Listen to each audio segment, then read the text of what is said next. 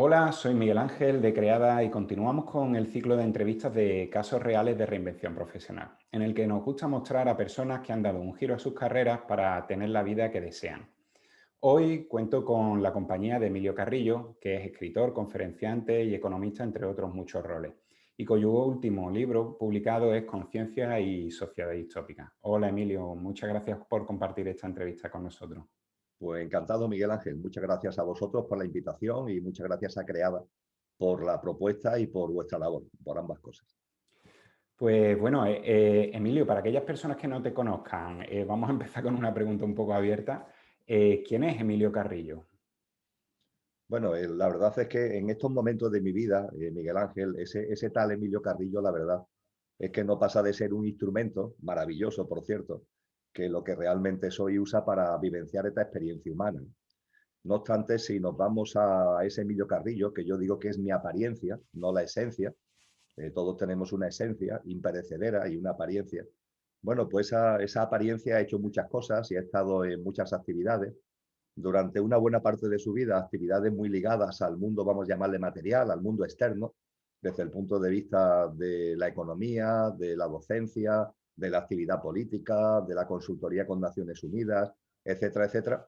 Y bueno, y en un momento determinado empecé a percibir que la vida es otra cosa, que mi corazón estaba reclamando una vida abundante, que el formato de vida, aunque era exitoso, entre comillas, era bastante exitoso, pero sin embargo no llenaba lo que era mi llamada interna, mi voz interna, y a partir de ahí pues empecé a soltar, y bueno, y cuando empecé a soltar, como para darme ahí un empujón definitivo, tuve lo que se conoce como una experiencia cercana a la muerte, eso fue ya en el año 2010, y a partir de ahí, pues ya cuando salí de ella, que fue un proceso lento, porque la recuperación fue bastante lenta y laboriosa, una vez que concluí, pues decidí encauzar mi vida de una forma totalmente diferente, que yo creo que tiene que ver, por no enrollarme mucho, con sacar lo mejor de mí mismo y compartirlo con los demás, sacar lo mejor de mí y ponerlo al servicio de los demás.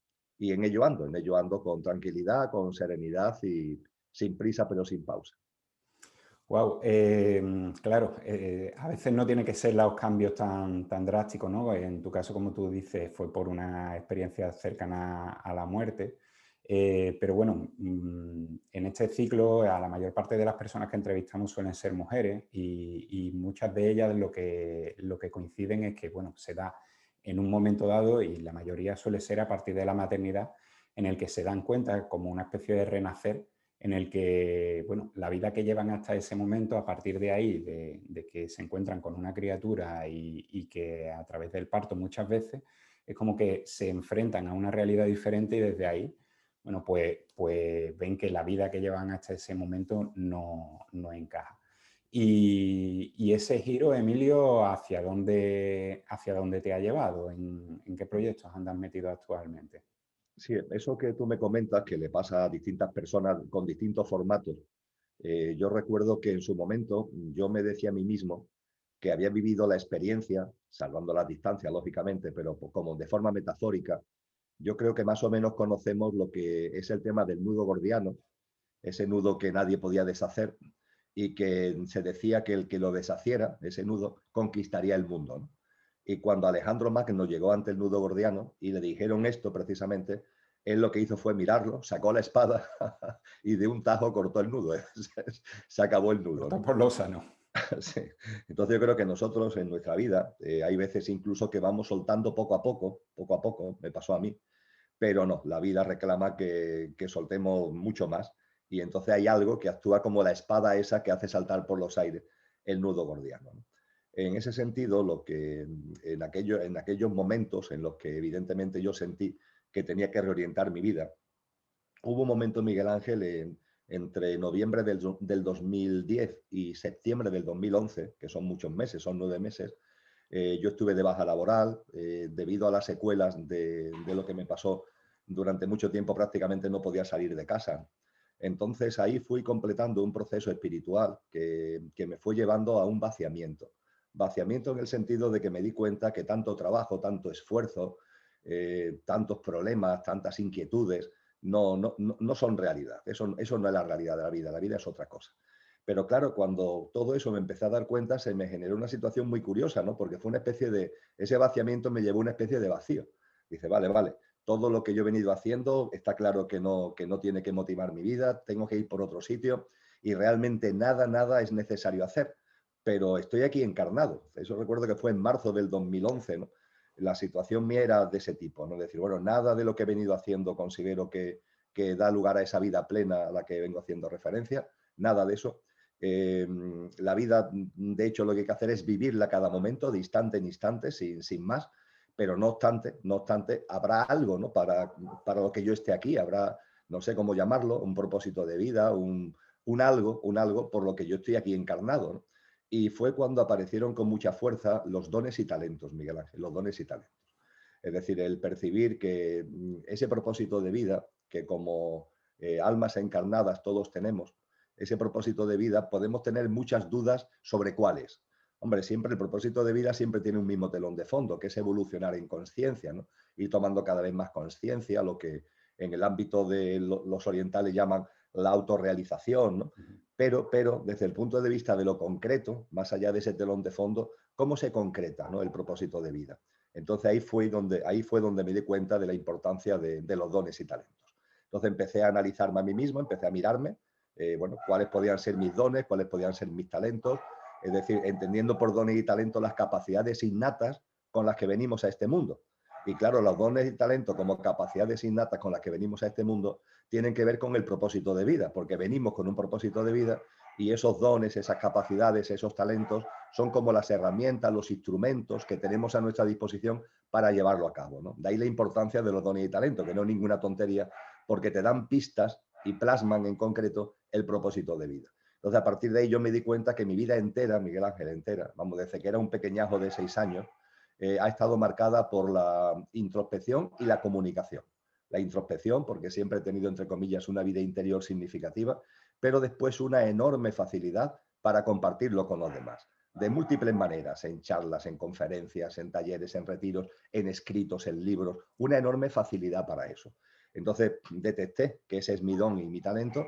Cada uno tenemos los nuestros, cada uno tenemos los nuestros, no hay dones ni mejores ni peores, cada uno los que tienen son maravillosos porque son los que a cada uno corresponden, y tomé la decisión de que mi vida iba a encauzarse fundamentalmente a eso. Y efectivamente, a partir ya del verano del 2011, había hecho ya algunas aventuras antes, ¿no? Pero a partir del verano del 2011, pues ya me lancé entero a esa labor de compartir, a esa labor de la comunicación, de la introspección consciente, y que no me equivoqué, lo ha puesto de manifiesto la vida, ¿eh? Porque cuando no nos equivocamos, la vida te pone de manifiesto que no te has equivocado, entre comillas lo de equivocarse. Me refiero a que cuando uno se mete por una vereda que no tiene que ver con lo que realmente es, todos son problemas, todos son dificultades, es como ir caminando siempre cuesta arriba con la lengua afuera, ¿no? En cambio, cuando vamos alineando nuestra vida con lo que realmente somos, las cosas se van articulando con sencillez, lo cual no significa voluntad, que hace falta voluntad, lo cual no significa que no haga falta perseverancia, que hace falta perseverancia, pero se van rompiendo esos parámetros de esfuerzo, de trabajo, de lo que cuando se está tan pendiente del ego viene a nuestra vida, ¿no? Y efectivamente, desde el 2011, pues cada vez más la propia vida ha ido haciendo que esta actividad de compartir, esta actividad consciente, pues haya ocupado, bueno, como hace actualmente, ¿no? Prácticamente el grueso de toda mi vida. Tengo una actividad laboral a la que le estoy muy agradecido, pero desde luego mi dedicación completa, lo que es mi tiempo, lo que es mi atención, lo que son mis intereses, tienen que ver con este compartir consciente. Quiero subrayar varias cosas de lo que has dicho, que a mi entender son muy importantes. La primera de ellas es el vaciamiento primero que has descrito, Emilio. Es decir, muchas veces cuando yo trabajo con personas, da la impresión de que tienen que adquirir muchas cosas a nivel curricular en muchas ocasiones como para que eso les vaya a dar más sentido a lo que van a hacer. Es decir, adquirimos formación, adquirimos experiencia, no, y es más como una mochila que vamos cargando y que vamos echando cosas ahí, como si eso nos fuera a dar mucho más sentido o nos fuera a ayudar mucho más en el mercado laboral. Sin embargo, fíjate qué bueno que lo que tú has mencionado es casi lo contrario. Es decir, para primero yo poder dedicarme a mis dones y mis talentos, he necesitado vaciar esa mochila como paso previo para eso. Y después está otra cosa que, bueno, en 2011, como quien dice, está ahí al lado, ¿no? Y estoy pensando precisamente en una usuaria que me decía, Miguel Ángel, pero ¿a dónde voy yo a estas alturas? ¿Vale? ¿A dónde voy yo a estas alturas? Era no, con 50 y pocos años. Y entonces yo digo, mira, te puedo hacer la visión de muchas maneras, pero la más rápida que se me ocurre es, si tú ahora mismo con 53 años me estás diciendo, con 52, 53 años me estás diciendo que a dónde va, mínimo como vida laboral hasta los 67, tienes 15 años por delante. Es decir, que te debes de plantear, que nunca es tarde, ¿no? Y yo creo que ese es un mensaje muy potente y muy importante que tenemos que transmitir, y es que el tiempo, bueno, aparte de que es una dimensión que ya sabemos que es relativa, ¿no? Pero que no es tarde cuando tenemos que dedicarnos a un propósito, ¿verdad? Sin duda ninguna. Bueno, esta experiencia que yo estoy compartiendo contigo a mí me pilló ya con 52 años cumplidos, que no es ninguna tontería, ¿no? Una edad parecida a lo de esta persona a la que tú haces referencia, ¿no? Y después también, Miguel Ángel, tenemos que tener en cuenta una cosa, con independencia de lo que sea la vida laboral, cuando llega el famoso momento del júbilo, de la jubilación, cuando llega ese momento, pero la vida no termina ahí. Claro. Simplemente la vida adquiere un formato distinto y yo esto lo he compartido con amigos y amigas que ya están en edad de jubilación y que a veces lo viven como una especie de, no sé, de trauma en su vida, ¿no? El decir, uff, todo lo que ha sido mi vida ahora ya deja de estar ahí, deja de tener presencia, ¿qué voy a hacer con mi vida, ¿no? Bueno, y realmente cuando una persona se jubila es una etapa, yo creo que la más gloriosa de la vida de una persona. Primero porque desde el punto de vista de uno mismo, la experiencia, las vivencias, te dan un bagaje impresionante. Y después porque en el formato social en el que estamos es el único momento de tu vida en el que vas a tener una retribución que te permite vivir con una cierta dignidad sin tener que dedicar tiempo a algo que en la mayoría de las personas no le interesa. Lo hacen porque le da un sueldo a final de mes, pero no los motiva, no está alineado con esos dones y talentos que compartimos anteriormente. Con lo que, claro, teniendo ya un estado, una situación en la que tienes garantizado unos ingresos mínimos sin necesidad de trabajar y además tienes por delante una serie de años maravillosos para poder desplegar los dones y talentos, lo que denominamos jubilación, bajo ningún concepto, supone el final de nada, todo lo contrario. Supone el inicio de una nueva etapa enormemente potente, ¿no? Y que no debe centrarse solo en la familia, es decir, que la familia tiene su sitio, por supuesto que sí, pero no puede centrarse solo en la familia, ¿no? Los abuelos, abuelas, que ya todo, como se quedan sin nada que hacer, pues todos lo centran, por ejemplo, en el cuidado de los nietos, en la familia, que está muy bien, ¿no? Pero nosotros somos mucho más que eso y es necesario que ese amor familiar, que tiene su sitio, pero lo complementemos con actividades también de sacar lo mejor de nosotros mismos y ponerlo al servicio de los demás en un contexto más amplio. Y en el entendimiento, buscando una metáfora que yo en su momento me puse a mí mismo, de lo que es este proceso de reinvención, por llamarlo de alguna manera, de vaciamiento del que venimos hablando. Nuestra mente le gustaría que que los procesos en la vida fueran del mismo modo que Tarzán se pasea por la selva. Tarzán de los monos, al que todos conocemos, por película me refiero. Tarzán de los monos se pasea por la selva con mucha rapidez, tiene una gran capacidad de desplazamiento por la selva, porque en los árboles de la selva cuelgan una especie de cuerdas, las denominadas lianas, y él lo que hace es que, bueno, en un árbol se coge una liana, coge impulso, ¡yum!, se va hacia el siguiente, cuando está llegando al siguiente, coge la siguiente liana del otro árbol y sigue con el impulso, y así se va paseando muy rápido. Pero si nos fijamos con precisión, el Tarzán va de la siguiente manera. Va con la liana en las dos manos y cuando va llegando al siguiente árbol, con esta se queda cogido a la liana y esta la suelta y coge la siguiente. Y cuando ha cogido la siguiente, entonces es cuando suelta la anterior. Y ahora ya se coge a la siguiente y continúa su viaje. Es decir, que nunca se queda en el aire, porque cuando está en esta, suelta esta mano, pero con esta sigue agarrado. Y cuando ha agarrado esta es cuando suelta esta, antes no lo sueltan. Y a nosotros nos gustaría que la vida fuera así, es decir, que fuéramos capaces de reorientarnos, de avanzar en la vida, siempre con una liana en la mano, siempre. Pero esto no funciona así, Miguel Ángel. Mi experiencia y la experiencia de mucha gente es que normalmente para que si tú vienes en una liana, para coger la siguiente tienes que soltar la liana, la anterior con las dos manos, tienes que soltarla y coger la siguiente con las dos manos, con toda tu fuerza, con toda tu energía, con toda tu conciencia, con toda tu intención. Y claro, y eso tiene un inconveniente para la mente, ¿no? Y es que nos quedamos, en un momento determinado, nos quedamos en el aire. y entran miedos, ¿no? Bueno, si me he soltado y aún no he cogido, me puedo caer. Pues sí, es verdad que te puedes caer, pero es la única manera de avanzar por la vida. En la vida hay que tener una valentía, un compromiso, hay que tener una capacidad como para darte cuenta de que para que se consigan cosas nuevas tienes que soltar lo antiguo. Y cuando intentamos crear lo nuevo, todavía con las ideas antiguas, eso no digo que no funcione, pero no suele funcionar, no es usual que funcione.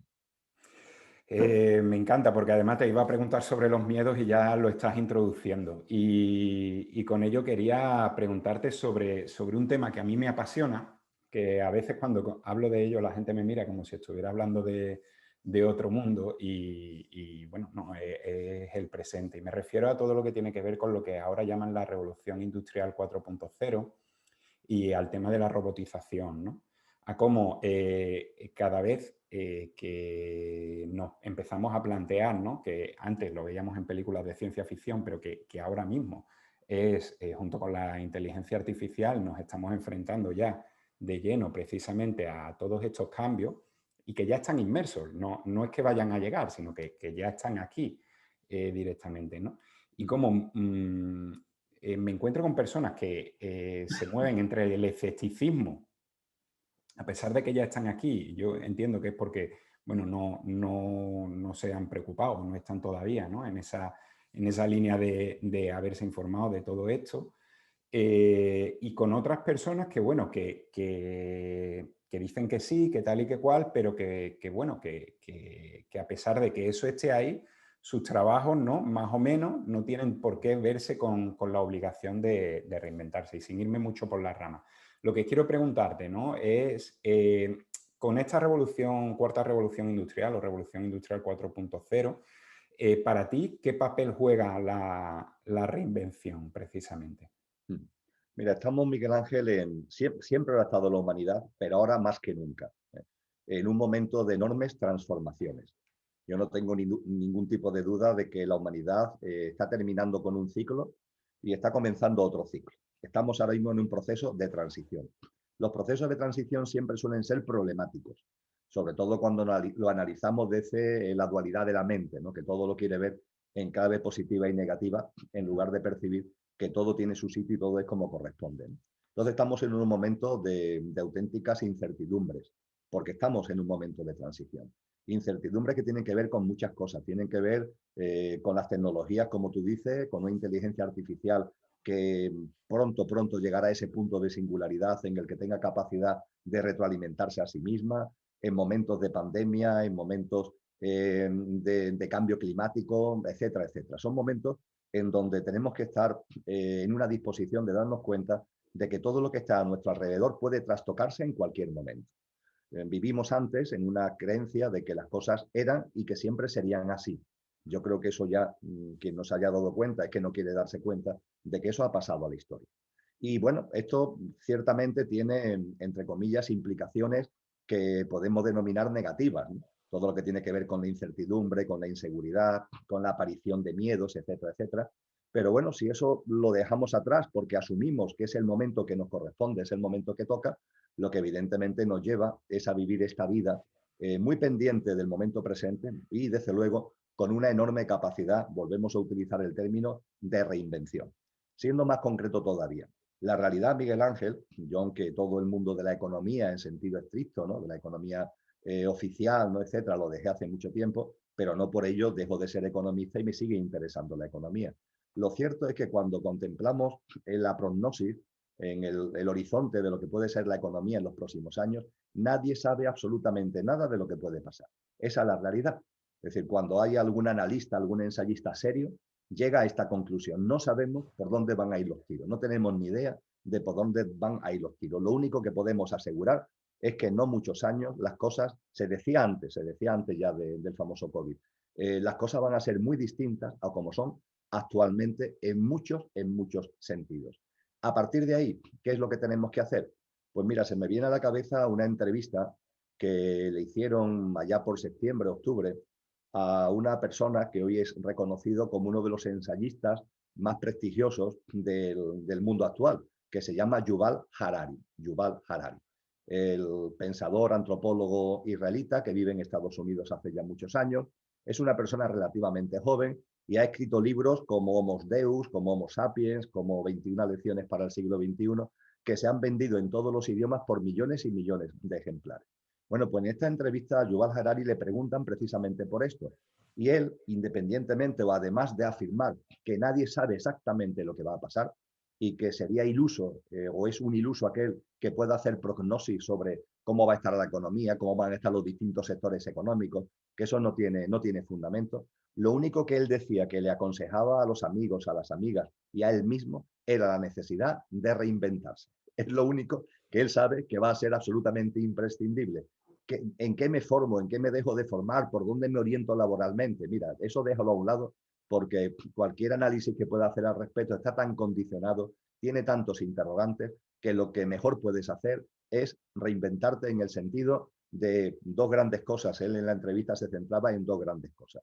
Lo que es aprender a serenar, a calmar, a sosegar el mundo emocional, porque además en estas situaciones de tantos interrogantes y tantas incertidumbres, el mundo emocional suele dispararse y eso nos limita, eso nos coarta. Entonces el primer consejo que él daba era precisamente el intentar por todos los medios mantener sereno, lo más sereno posible, lo más calmado posible, nuestro mundo emocional. Y después, desde luego, el impulsar una inteligencia que él llamaba inteligencia, vamos, él llamaba, y muchos llaman inteligencia emocional. Es decir, es una inteligencia que ya no solamente tiene que ver con el intelecto tradicional, sino que es una inteligencia donde se introducen otros parámetros, además del conocimiento, que tienen que ver con la sensibilidad, tienen que ver con la intuición, tienen que ver con la inspiración. Y claro, cuando una persona sea capaz de reinventarse sobre estos fundamentos, esa persona va a estar en muchísimo mejor condiciones de afrontar todas estas transiciones en las que estamos viviendo. En cambio, una persona que se mantenga todavía anclada en posiciones antiguas, por más que esté formado, por más que tenga estudios, por más que tenga diplomas, se va a encontrar con el serio hándicap de que tantas circunstancias a su alrededor, que son circunstancias hasta cierto punto de vista traumáticas, lo van a descentrar, lo van a sacar de quicio y le van a dificultar enormemente, de verdad, el poder continuar, más y si el sector en el que está es uno de esos sectores que se ha visto o se verá directamente afectado por tanta reinvención económica en la que estamos. ¿Dirías, Emilio, que nos encontramos ya en la sociedad distópica, ¿no? que decía George Orwell en 1984 o El mundo feliz, ¿no? de Aldous Huxley? Bueno, estamos, Miguel Ángel, en un mixto. Yo, para entenderme conmigo mismo, lo llamo la tormenta perfecta de la distopía, la tormenta perfecta de la distopía, porque si analizamos el contexto, aparte de que en el mundo hay cosas, muchas cosas que son maravillosas, en eso no podemos dejar de verlo. Hay muchísimos actos de amor todos los días, de alta vibración todos los días, en nuestra vida y en la vida de la humanidad y en la vida del planeta. Pero es verdad que en lo que es el entramado social, socioeconómico, político, institucional, etcétera, prima una especie de tormenta perfecta que tiene que ver con la mezcolanza de las dos grandes prognosis distópicas que se hicieron en el siglo XX. Se hicieron más, hay más libros, por supuesto, pero sin duda ninguna, los dos referentes fundamentales son, como tú muy bien has dicho, Un mundo feliz, de Aldous Huxley, y Orwell, y el libro de Orwell, de George Orwell, 1984. El mundo feliz nos habla de una sociedad alienada, una sociedad dormida, una sociedad inconsciente, con base en el entretenimiento. El entretenimiento, la diversión, las drogas diversas, que no hay que entenderlas solamente como estupefacientes, no hay muchas drogas en la vida, que te mantienen atontado, alienado y desconectado con lo que realmente eres y en una actitud de autocomplacencia lela, por decirlo de alguna manera.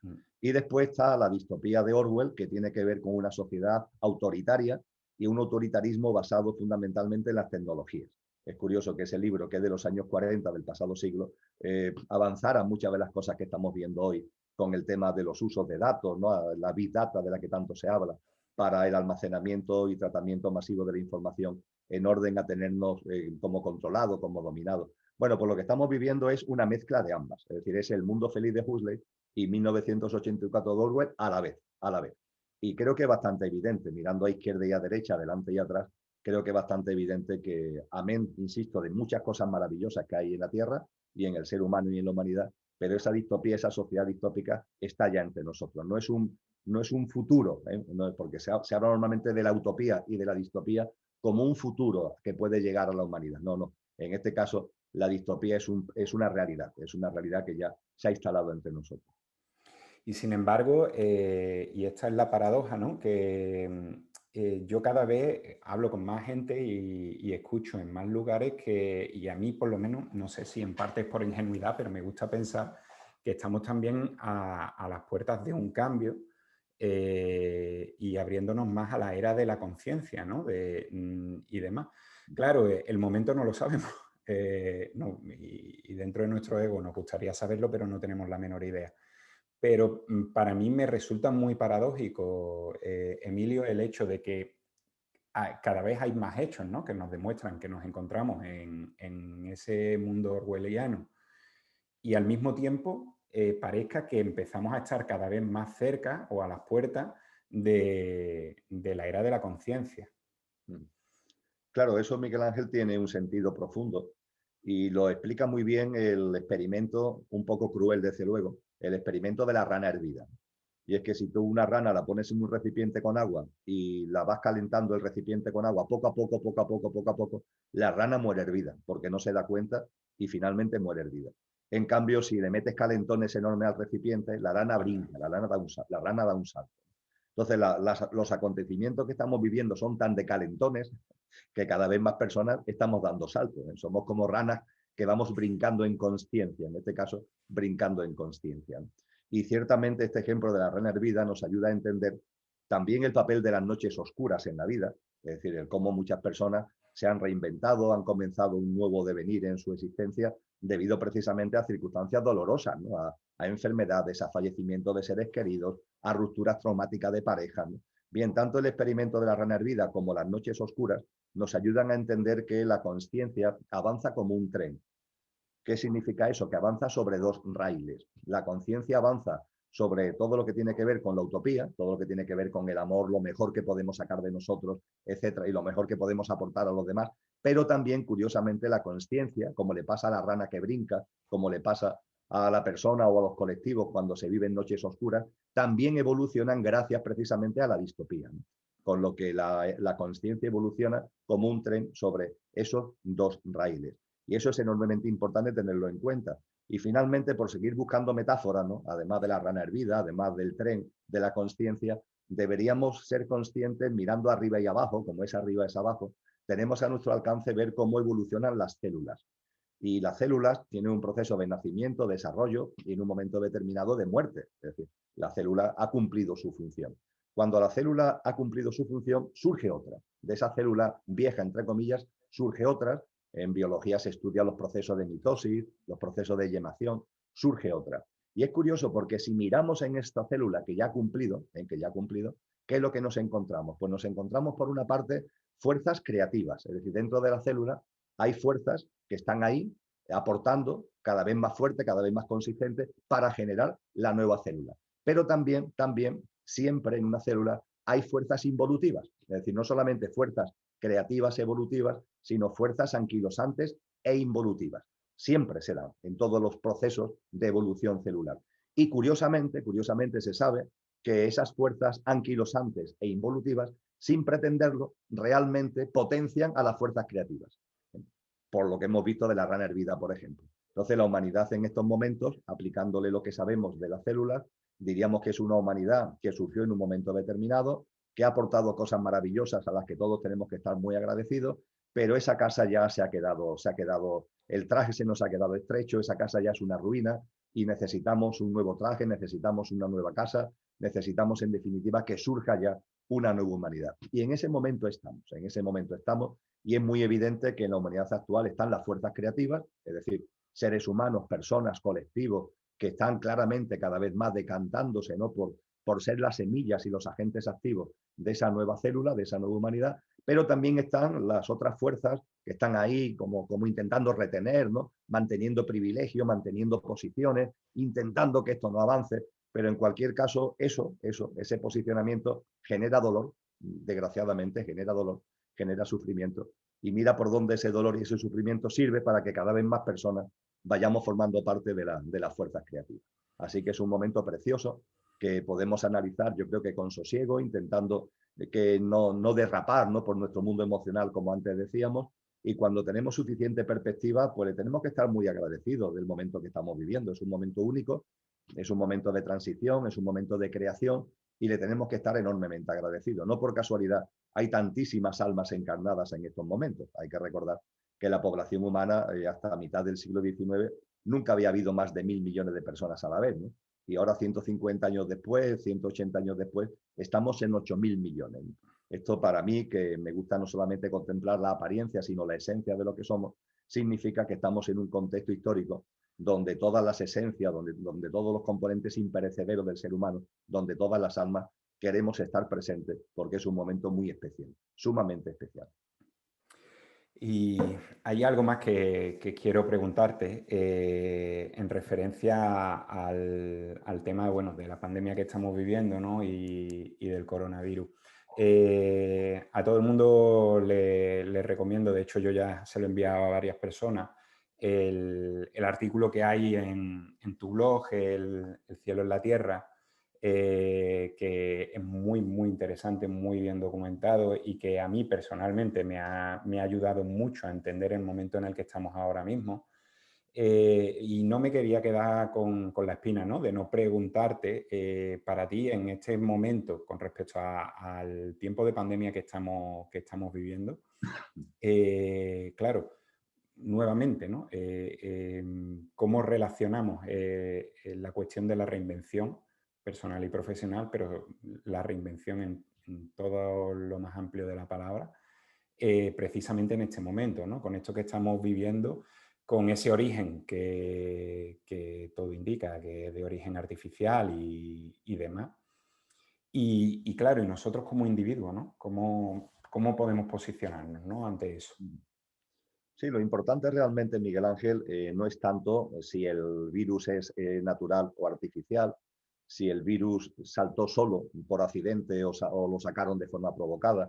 Yo creo que lo realmente necesario es darnos cuenta de que todo lo que está ocurriendo con la pandemia sí se está utilizando conscientemente por parte quizás de esas fuerzas que yo antes denominaba, hablando de la célula, fuerzas anquilosantes, no fuerzas involutivas, se están utilizando de una manera muy concreta que además se le está aplicando a la plantilla de lo que ya ha sucedido en casos anteriores. Yo aconsejo vivamente un libro del año 2007 que se llama La doctrina del shock, de Noemi Klein, una periodista canadiense. Y Noemi Klein, fíjate, estamos hablando del 2007, no había habido nada de pandemia, vamos, no había habido nada de lo que es el COVID, ni tampoco había ocurrido pues, cosas como la crisis financiera bancaria y económica del año 2008-2012, ¿no? Es antes de eso. Y ella analiza de un modo que después, visto lo visto, la verdad es que uno se queda asombrado, ella analiza situaciones como de fenómenos naturales, como por ejemplo el huracán Katrina, o de circunstancias provocadas por la mano del hombre, como el 11S, ¿no? El famoso tema de las Torres Gemelas. En el libro se analizan un buen número de exponentes, insisto, tanto de fenómenos naturales, donde la mano del hombre no interviene, como circunstancias en las que interviene la mano del hombre. Y ella pone de manifiesto cómo este tipo de circunstancias provocan un shock social, provocan un impacto psicológico en la masa, ¿no? En el colectivo, y que eso viene siendo utilizado para, a partir de ese shock, establecer medidas, establecer normas, establecer un sistema de vida que antes de que sucedieran estos tipos de cosas serían impensables, ¿no? Y que gracias, sin embargo, al shock social que se vive por circunstancias como esta, pues entonces se le abren las puertas a la implantación de estas normas y de estas medidas. Fíjate, esto escrito en el año 2007, cuando analizamos lo ocurrido en el año 2020, yo creo que es absolutamente evidente que esto es así.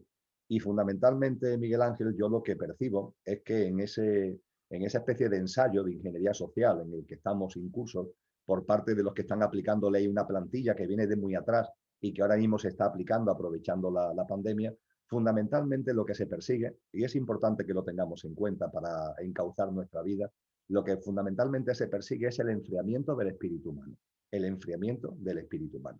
Nos quieren fríos, nos quieren distantes, nos quieren alejados los unos de los otros, recelosos los unos de los otros, porque estos que intentan que la transición no avance, saben perfectamente que efectivamente a través de ese enfriamiento es la mejor forma que tienen a su alcance para ralentizar los procesos. Y lo que estamos viviendo hoy es un gran hecho de enfriamiento social, ¿no? Todo lo que tiene que ver el distanciamiento social, todo lo que tiene que ver la ruptura de las relaciones personales, sociales, familiares, lo que implica el haber acabado con encuentros públicos, ¿no? de múltiples facetas, por ejemplo, todo lo que son actividades culturales, lo que son actividades artísticas, ¿no? El intentar recluir a las personas en el ámbito suyo estricto de la tecnología, ¿no?